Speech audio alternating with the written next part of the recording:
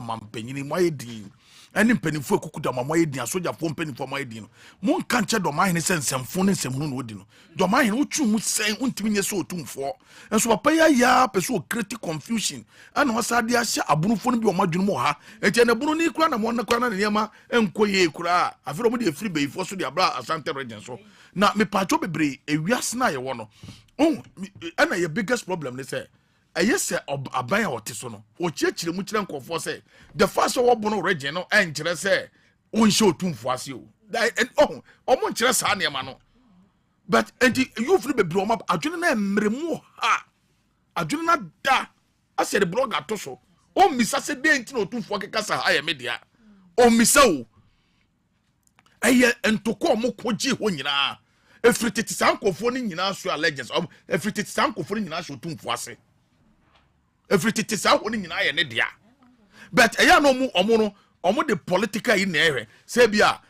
owo bono region nti no o say eye bono vo ni kwa so tumfo adwene mo ha people need education. What is the Commission for Civic Rights? Commission for Civic one from say oh mekai ya mecha.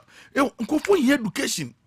Chiro say den tina domahene den tina obono no timi kosi hene wa hafo. Your baby who are ehye na se. They don't learn. And omo peso omo betire enti Jimmy sa na nkofo dada cheap naked propaganda na nemusa educate them. Chiro mo say onyina sa territory nya otumfo dia. Na emu political yi na me echemu koye yi. Be no nkire say asase nya ne dia. Ye nkire sa ne manti akura ne to a ene won was ade na mo obo no region na otumfo. Eno na ayi say sa Jimmy na ekoso no.